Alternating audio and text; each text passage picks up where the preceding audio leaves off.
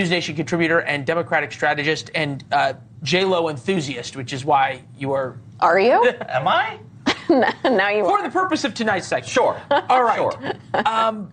Is this the beginning, Lauren, of consumers finally ending the YOLO phase of the pandemic? Post-pandemic. Of, hey, let's go and spend money because we didn't have any fun, and now reality is setting in? Maybe. I mean, I think that's a good hypothesis. I also think there's a lot going on. There's a ton of competition, and maybe some of these artists overshot these huge sports arenas that they're trying to book out, and so not everyone's making it. I don't know. I mean, I can't figure out if we're reading too much into this one little thing because the headline may be better. But then you look at this Redfin data that just came out. The average mortgage payment for the average American home is now $2,900 a month. That's up from about $1,600 in 2021.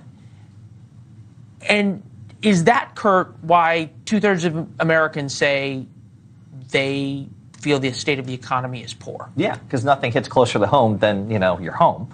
And when you're writing that monthly check, you know. $1,000 per month less to spend. Yeah, but I do think when it comes to the live touring side, like, again, remember, last summer was the summer of these two mega tours, Beyonce, Taylor Swift, and the tickets for those were insane. They were incredibly expensive. And so it's not surprising to me that a year later, when those tours aren't going, some of these fans are like, well, I may not be spending all of this money this year on the Black Keys because I spent all that money last year on T Swift and Beyonce. But I will say, other genres, like country music, are selling tickets. Morgan Wallen selling out stadiums. I was at Dallas Cowboys Stadium the other week watching Kenny Chesney and Zach Brown Band sell out the largest stadium, the largest football stadium in America. So look, this may be, and if we want to get really broad here, of who has money right now and who doesn't, and where their political support is going. And if you want to think about country music support, broadly speaking, is going to Donald Trump. I think I can say that. But then we're seeing this massive change. We get a little, everything's a little. But then we get this massive change, and this is happening among black support. 2020 National Exit Poll,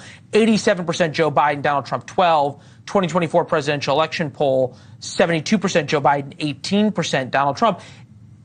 And we're seeing that, Lauren, in young black men over the issue of the economy. Yes, and I think there are a lot of really desperate people who are not even thinking about concert tickets. That is an elite concern. Maybe we're all going to concerts and we're very, very lucky, but most people are not making concert going decisions. They're making, I have to take this out of the grocery cart decision. I can't bring my kid to that activity. I mean, people are very angry, which is what's reflected in the numbers that you're talking about. Yeah, there's a real anger, right? When you're having to choose what you put in and out of your grocery cart, that's not a concern Americans are used to having. Yeah. 58% of Americans are living paycheck to paycheck. That number's a lot higher when it comes to younger voters. Well, and when we talk, even what we talked about this morning, like, you're going to be paying more for your air conditioning this summer. Yes.